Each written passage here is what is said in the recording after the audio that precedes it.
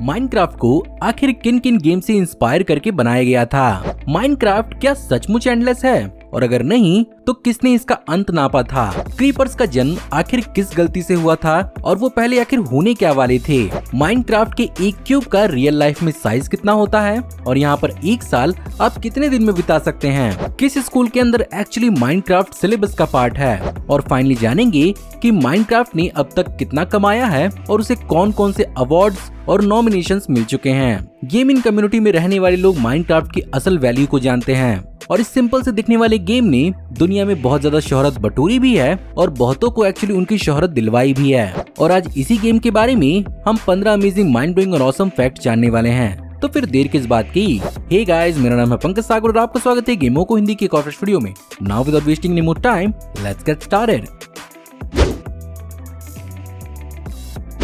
Minecraft को create करने के लिए जिम्मेदार हैं Swedish video game programmer Marcus person, जिन्हें नॉच पर्सन के नाम से भी जाना जाता है। और यहाँ पर एक्चुअली 2009 में माइनक्राफ्ट के कॉन्सेप्ट की शुरुआत हुई थी, जब यहाँ पर एक्चुअली मार्कस किंग के अंदर एक वीडियो गेम डेवलपर थे और यहीं पर वो कई सारे ब्राउजर गेम्स को डेवलप किया करते थे, जिसके लिए उन्होंने कई सारे अलग अलग प्रोग्रामिंग लैंग्वेजेस सीखी थी। और माइनक्राफ्ट को उन्होंने as a hobby of working time के अंदर डेवलप करना शुरू किया था, जिसे उन्होंने इनिशियली रूबी डंग नाम दिया था, जो बेसिकली इंस्पायर्ड थी ड्वार्फ फोर्ट्रेस नाम की एक क्लासिक गेम से। बाद में उन्होंने डंजन कीपर से इस गेम को इंस्पायर किया और इसे एक आइसोसिमेट्रिकल गेम बनाने का फैसला किया था। बाद में उन्हें एक इन्फीमाइनर नाम के गेम के बारे में पता चला और यही इन्फीमाइनर गेम बेसिकली माइनक्राफ्ट के लुक और फील की एक बहुत बड़ी इंस्पिरेशन साबित हुई। और यहाँ पर बस उन्होंने इन्फीमाइनर के आरपीजी एलिमेंट को हटाकर अपने रूबी डंग गेम के अंदर एक्सप्लोरेशन का एलिमेंट इंक्लूड कर दिया। लेकिन एक्चुअली इस गेम को जल्दी से रिलीज करने के लिए मार्कस पर्सन ने 2009 के अंदर सिर्फ 6 दिन के अंदर अपने फाइनल गेम के कोड को कंप्लीट किया था, जहां पर इस गेम को एक्चुअली उनकी नई कंपनी मोजैंग स्टूडियोज के अंदर रिलीज किया गया। इसके अलावा फिर भी माइनक्राफ्ट पूरी तरह से कंप्लीट नहीं था और ये अपने kind of a beta phase में ही साल 2011 तक था, जिसमें कई सारे ट्वीक्स और अपडेट्स नवंबर 18, 2011 तक आए थे और काइंड ऑफ 2011 से ही इसका फुल एक्सपीरियंस प्लेयर्स ने लेना चालू किया।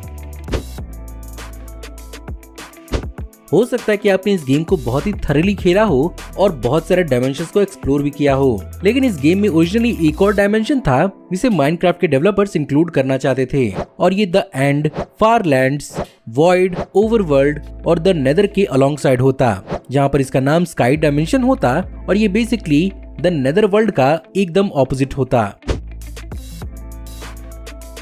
इसके अलावा हो सकता है कि आपको ऐसा लग सकता है कि माइनक्राफ्ट एक्चुअली एंडलेस है, लेकिन इस गेम के क्रिएटर के हिसाब से ऐसा नहीं है, जहां पर एक्चुअली 2011 में मार्कस पर्सन ने इस बात को समझाया कि वैसे तो ये मैप एंडलेस नहीं है, लेकिन हाँ, इसका कोई हार्ड लिमिट भी नहीं है और आप जितना दूर जाएंगे ये उतना बड़ा होता जाएगा, जहाँ पर इसका आसपास का एनवायरनमेंट और टेरेन आपके मूवमेंट के हिसाब से लोड होता रहता है और आपकी रेंज के हिसाब से तकरीबन 2 बिलियन तक ब्लॉक इस गेम के अंदर रेंडर हो जाते हैं। लेकिन फिर भी यहाँ पर एक प्लेयर ने एक्चुअली माइनक्राफ्ट का एंड ढूंढने की कसम खा ली थी और यहाँ पर गेमर कर्ट जे मैक ने तकरीबन रियल वर्ल्ड का 7500 माइल्स ट्रैक किया था, जिस एक्सपीरियंस को उन्होंने अपने यूट्यूब चैनल पर भी अपलोड किया था, जिसे बेसिकली अल्टीमेटली फारलैंड्स बुलाया गया था। फाइनली मैक का वो पूरा का पूरा वर्चुअल फुटस्टेप माइनक्राफ्ट से रिमूव कर दिया गया है और मैक के हिसाब से इस लोकेशन पर पहुंचने के लिए आपको 1.7.3 से पहले के वर्जन को डाउनलोड करना होगा। क्रीपर्स, जो माइनक्राफ्ट के एक हर्डल होने के बावजूद भी माइनक्राफ्ट फैंस के बीच में बहुत ज्यादा पॉपुलर हैं, लेकिन क्या आपको मालूम है कि इनका अर्ली क्रिएशन ही एक गलती की वजह से हुआ था, जहां पर ये बेसिकली एक कोडिंग एरर है और इनिशियली इनकी जगह पर मार्कस एक्चुअली पिग्स को बनाना चाह रहे थे, लेकिन कुछ फिगर्स ऊपर नीचे हो गए, जिसके कारण इनकी डिजायर्ड हाइट और लेंथ अलग दिखने लगी और यहाँ पर उन्होंने इन्हें क्रीपर्स के रूप में बदल दिया। वेल, आप माइनक्राफ्ट के कितने बड़े फैन हैं, इस बात का अंदाजा आप तभी दे सकते हैं जब आप ये बता सकते हैं कि माइनक्राफ्ट को कितनी बार लोड करने के बाद माइनक्राफ्ट की स्पेलिंग में एक मिस्टेक दिखाया जाता है। वेल, अगर आप माइनक्राफ्ट को 10,000 बार खोलते हैं, तब उसके बाद आपको एक बार माइनक्राफ्ट के टाइटल में ई और सी की प्लेसेस इंटरचेंज लगेंगी और एक स्पेलिंग मिस्टेक यहाँ पर दिखाया जाएगा। इसके अलावा क्या कभी आपने इस बात को इमेजिन किया है कि माइनक्राफ्ट एक्चुअली रियल वर्ल्ड के मुकाबले कितना एक्यूरेट है? वेल, क्रिएटर्स के हिसाब से माइनक्राफ्ट के अंदर हर क्यूब रियल वर्ल्ड के 1 क्यूबिक मीटर जितना बड़ा है और यहाँ पर तकरीबन 20 मिनट का एक पूरा का पूरा दिन होता है। और माइनक्राफ्ट के अंदर एक पूरा का पूरा साल बिताने के लिए आपको तकरीबन रियल लाइफ के 5 दिनों की गेम प्ले की जरूरत है। इसके अलावा इस गेम के अंदर one of the most dangerous Endermans की लैंग्वेज भी अपने आप में बहुत यूनिक है, जहां पर एक्चुअली बहुत सारे गेमर्स ने इस बात को थ्योराइज किया है कि इनकी लैंग्वेज के वर्ड्स बेसिकली इंग्लिश ही हैं, बस इन्हें एक्चुअली रिवर्स ऑर्डर में लो पिच के साथ चलाया जाता है। लेकिन इस थ्योरी को यहाँ पर डेवलपर्स ने एक्चुअली डिबंक किया है और वो ऐसा नहीं मानते। वैसे इस बारे में आपका क्या मानना है, मुझे कमेंट में जरूर बताइएगा। वहीं पर अगर बात रियल वर्ल्ड की हो रही है तो माइनक्राफ्ट का इम्पैक्ट एक्चुअली रियल वर्ल्ड में भी बहुत बड़ा है, जहां पर स्टॉकहोम के विक्टर रिडबर्ग सेकेंडरी स्कूल के अंदर माइनक्राफ्ट बेसिकली एक मैंडेटरी पार्ट है हर 13 साल के बच्चे के करिकुलम का, जहां पर इस स्कूल के टीचर्स के हिसाब से गेम बेसिकली बच्चों को हेल्प करता है सिटी प्लानिंग, एनवायरमेंटल इश्यूज और अपनी प्रोडक्टिविटी के साथ साथ अपने आने वाले फ्यूचर को प्लान करने को समझने में। लेकिन वहीं पर डेनमार्क के अंदर तो ये चीज एक कदम और आगे है, जहां पर डेनमार्क के डेनिश जियोडेटा एजेंसी के साइमन कोकेनडॉफ और थॉर्नबी जॉन जॉनसन ने पूरे के पूरे डेनमार्क का एक स्केल रेप्लिका बनाया था, जिसने एक्चुअली बहुत सारे लोगों का जियोग्राफिकल डेटा की तरफ इंटरेस्ट और ध्यान खींचा। इसके अलावा जब मार्कस पर्सन ने एक बहुत ही अच्छी खासी सक्सेस मोजैंग से अचीव कर ली तो उन्होंने ओपनली अपनी कंपनी मोजैंग को बेचने के लिए 2014 में ट्वीट किया था। इसके ठीक 3 महीने बाद माइक्रोसॉफ्ट ने 2.5 बिलियन के अंदर पूरी की पूरी मोजैंग कंपनी को खरीद लिया और माइनक्राफ्ट को अपने अंदर ले लिया, जिसके कारण माइनक्राफ्ट अब माइक्रोसॉफ्ट की प्रॉपर्टी बन चुकी है।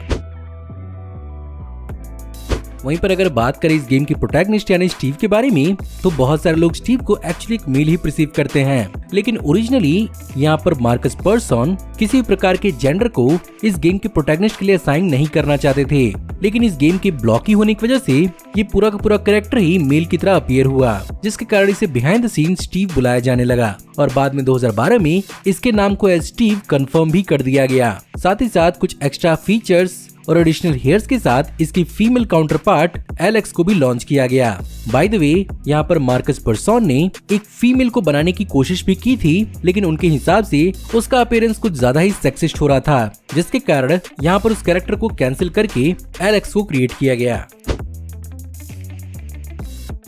फाइनली अगर बात की जाए इस गेम के अचीवमेंट्स के बारे में तो ये गेम एक्चुअली क्रिटिकली और फाइनेंशियली दोनों तरफ से बहुत सक्सेसफुल साबित हुई है, जहां पर अब तक इस गेम ने टोटल $3 बिलियन से भी ज्यादा की कमाई जनरेट की है और ये अमाउंट अब तक बढ़ रहा है, जहां पर अब तक 250 मिलियन से भी ज्यादा लोगों ने इस गेम को खरीदा है और खेला है। वहीं पर अगर बात करें क्रिटिकल परफॉर्मेंस की तो इसके अवार्ड का सिलसिला 2011 से शुरू हुआ, जहां पर इसे स्पाइक वीडियो गेम अवार्ड्स के अंदर बेस्ट इंडिपेंडेंट गेम का अवार्ड मिला। वहीं पर 2015 की किड्स चॉइस अवार्ड के अंदर इसे मोस्ट एडिक्टिंग गेम का अवार्ड मिला था और इसे इसी अवार्ड का 2023 में फेवरेट वीडियो गेम का भी अवार्ड दिया गया। साथ ही साथ इसे 2011 में ही गेम डेवलपर चॉइस अवार्ड के अंदर बेस्ट डेब्यू गेम और बेस्ट डाउनलोडेबल गेम का अवार्ड दिया गया था और 2014, 15 और 16 के बाफ्टा अवार्ड्स के अंदर BAFTA children's award for BAFTA kids vote game का अवार्ड इसे 2014 और 2016 में दिया गया। वहीं पर इसे बाफ्टा के बाफ्टा फैमिली गेम का अवार्ड 2015 में दिया गया।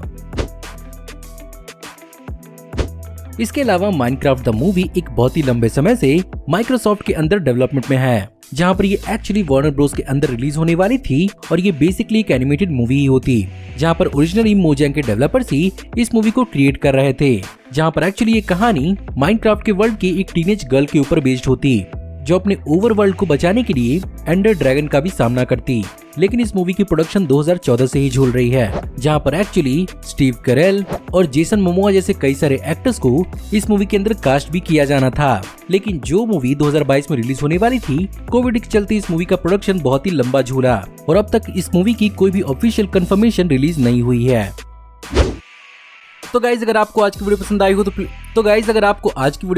तो प्लीज वीडियो को लाइक जरूर करिएगा और हाँ, कमेंट्स में आप जरूर बताइएगा कि आपको माइनक्राफ्ट से जुड़े हुए और कौन कौन से फैक्ट्स के बारे में मालूम है। हमारी आने वाली ऐसी औसम वीडियोस को देखते रहने के लिए हमारे चैनल को सब्सक्राइब करिए, बेल वाले आइकन को दबाइए और हमारी वीडियोस को मिस के एंजॉय करते रहिए। और अगर आप चाहें तो इस वीडियो के लिंक को अपने दोस्तों के बीच में जितना उसको उतना शेयर करें। Thank you for watching, see you in the next video, till then take care, good bye.